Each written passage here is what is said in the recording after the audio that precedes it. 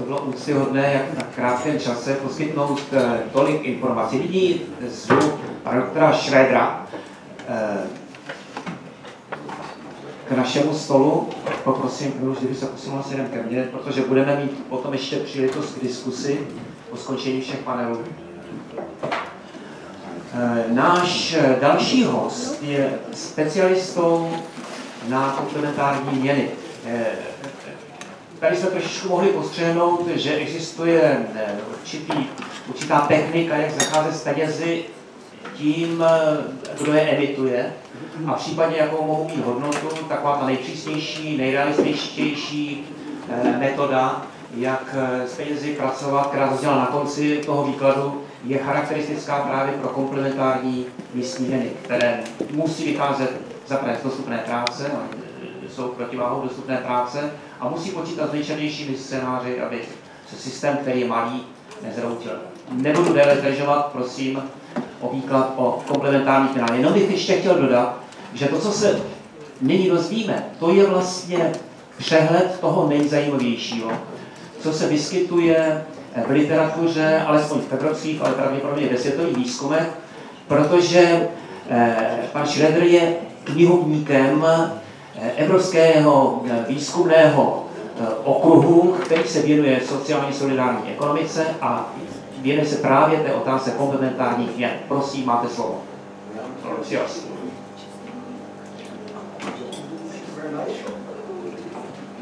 Thank you very much for the invitation and for the introduction. Complementary currency, most people about this topic would focus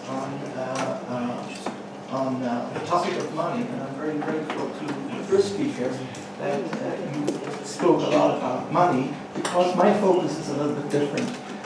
But before I start, I have a small hint to those of you who have an academic interest. I'm involved in a research association called RAMIX. We organize conferences, we have a small online journal, and myself, I edit a bibliography in this field of complementary currencies. So if you're interested, there are leaflets out there anywhere. I'll start, and my focus is very much on the links, the importance of complementary currencies within the framework of other initiatives, the commons, local food production. These are just some examples. There are other examples, microfinance, for instance. How do these things fit together? There are certain concepts, most important, the solidarity economy. And for my colleagues who work about complementary currencies in France, the case is very clear, because in France, the solidarity economy concept is rooted in this country. This is far less the case in my home country, in Germany.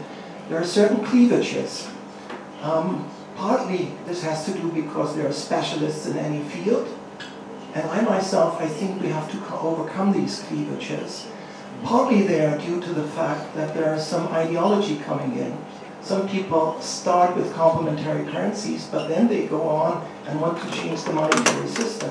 And if they change the system, they believe everything will be fine, so we don't need the commons. And on the other hand, there are others who focus on common pool resources, but then they say, okay, if we solve the problem, we do money-less exchange. And this is part of a problem.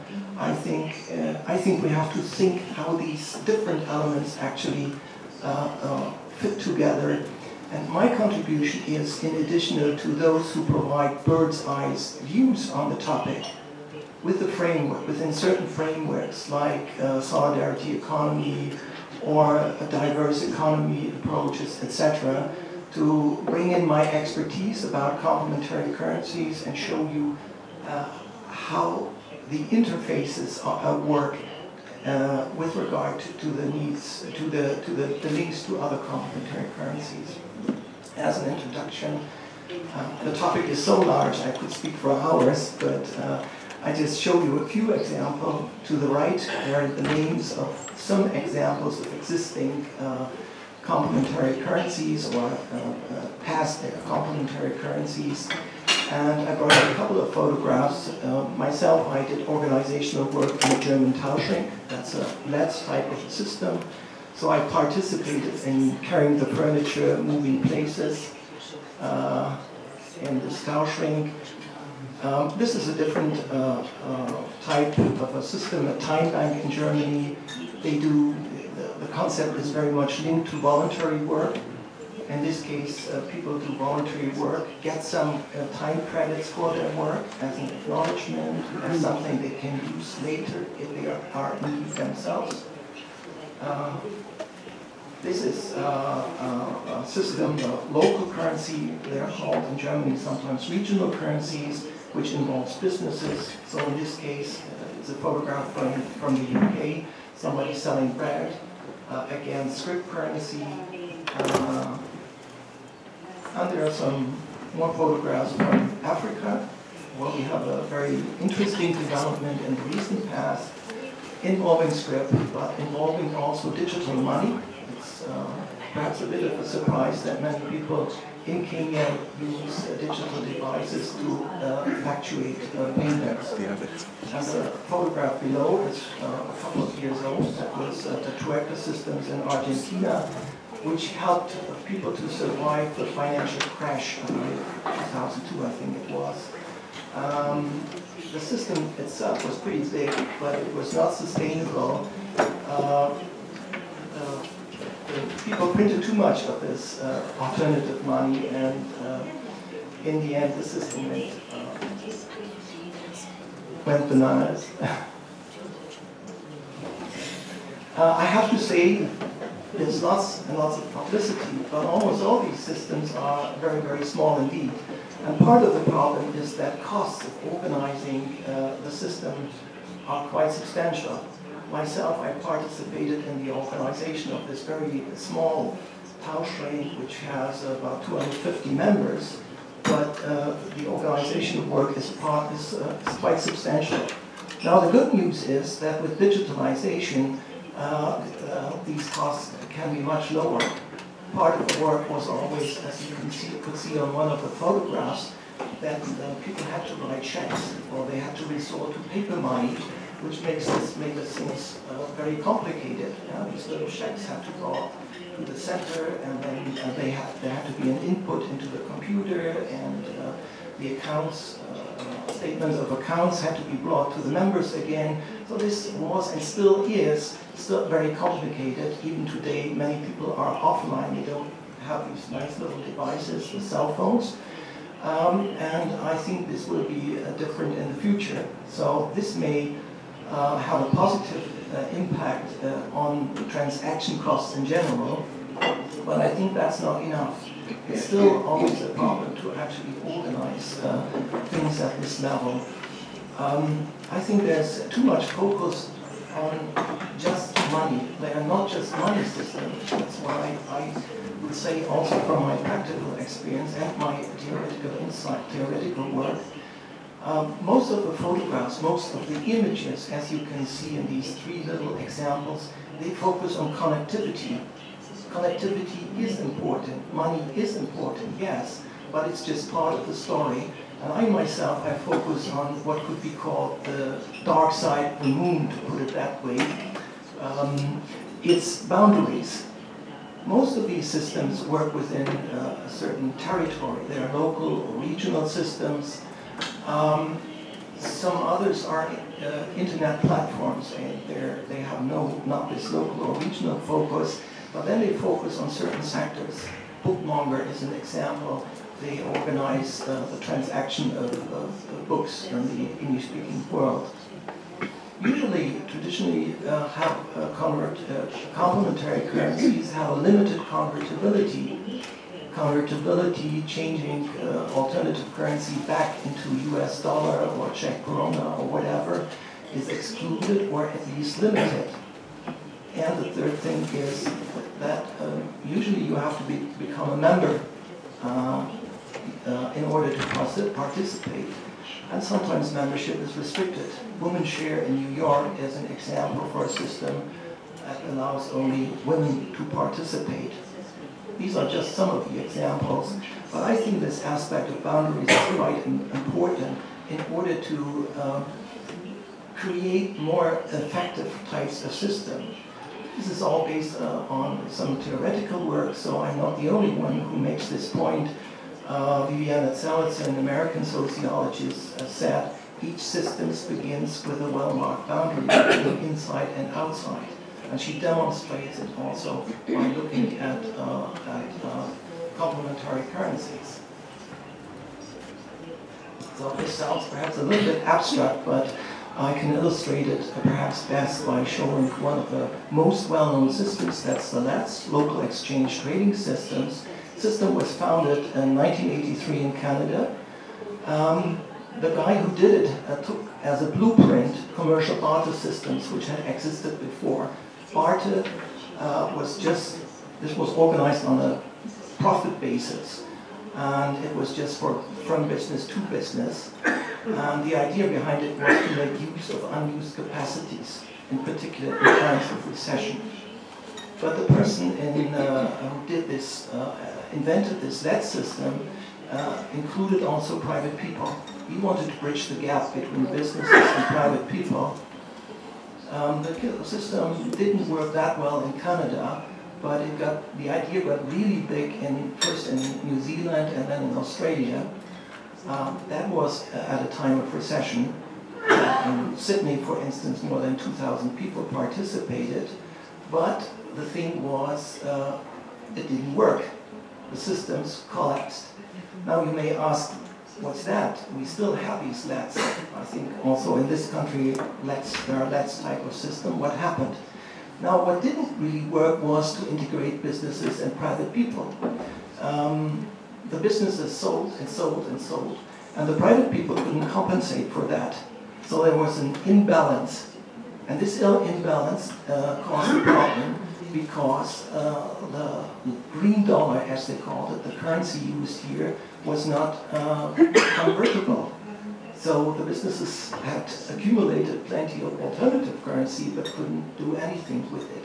This is all well documented. We have empirical evidence for that. What happened later, that type of system became popular in Britain, in Germany. These are the Tauschrings, the Cell in France. Some people try to start again by involving businesses, but nowadays all these systems, or almost all these systems, are time systems. So they hardly ever include businesses. They're mainly focusing on private-to-private exchanges. In Germany, there are about 250 Tauschrings, but there are hardly any businesses involved. And I think there's one exception, but all the others, 249 I say, are time systems. That's the way it went, it developed. And that's, I think, a good illustration of the relevance of these boundary issues. New systems have problems to establish their boundaries, somebody said, and the boundaries are interdependent. If you have a focus on one boundaries, it has an impact on another type of the boundaries. The boundaries in LETs are well established. It's a little bit tricky with the regional boundaries. Sometimes systems try to establish clearing systems, establish nationwide exchange, or there's even a global exchange trading system. This causes problems. Even at the local level, I had the problem to manage things because people thought they could offer reading horoscopes and with the income get somebody to repair their computer. This doesn't work. It's a problem of imbalance. Just very quickly, this is one example, or perhaps the only example of the system in Switzerland, the beer system, which reached some level of economic importance. It had, a couple of years ago, an income of 1.3 billion beer francs. That equals the same amount in Swiss francs. And I think the relative success, there are some problems with the system. But the relative success of the system launched already in the 1930s is due to the fact that it operated within well-defined boundaries. Territorial, it's not a regional, it's a nationwide system, but it also uses non-convertibility. And, well, just as a short hint, the other systems, types of systems, can also be defined in a way of describing their boundaries. Time systems, for instance, have a problem because they are linked to voluntary work, that the systemic limit, the balance between credits and debits, doesn't work sometimes very well. People also accumulate time credits, and then it might happen that these types of systems go bust. Now, what does it mean with regard to the question I posed in the beginning to alternative financing? I think we have to take into consideration that if we operate within boundaries, complementary currencies are just a means of exchange, and they are not a means of financing investment. So, in a way, I have to say I don't have an answer to the question posed by the organizer here, but if we look at in combination with other means, alternative forms like microfinance, for instance, and there's plenty of evidence about the way how things work together in Brazil from Banco Palmas, that complementary currency can have an effect. It's a kind of a technical financial consideration I have here to offer. Complementary currency have a record that they work very well in times when the capitalist system is in recession. So people have an income, the same overall income. They can't use the income to, for instance, to serve a loan or to finance depreciation. Yeah? But since they can still, let's say, buy their bread and butter, buy their, make expenses on the local level, there's money left to actually serve loans. That's a very technical consideration, but I think we have to get involved in these technical financial innovations to demonstrate how relevant complementary currencies can be in conjunction with microfinance. The same with the commons. The commons are also an alternative to capital, but alone they don't work. I use myself a data bank for the bibliography, but I need service for it. I need somebody to install this complex software program and experts who help me to keep it going. Yeah? Service and commons is something which goes hand in hand. And if we apply this thing on the local level, I think it's quite important because it facilitates and it makes easier the position of those who engage in labor-intensive work, or organic farming, for instance, but also others, the hairdresser, for instance, or somebody who repairs bicycles. Bring these people together at the local level, and they can have they can improve their situation if they have a trading within not just an alternative currency, but in an alternative economy. And that's the final slide. We have to create new systems. The old ones are not geared to meet this challenge. We need still support for it. But if we go into politics and campaign for an alternative economy where taxation is reduced, with the argument, okay, we pay less income tax, less VAT, but we work just at the local level. I think there are chances to realize that sort of thing. That's one of the visions which exists, to build new systems, but not systems which can be built just by you and me. They need to be established in the political sphere. So that's for the moment.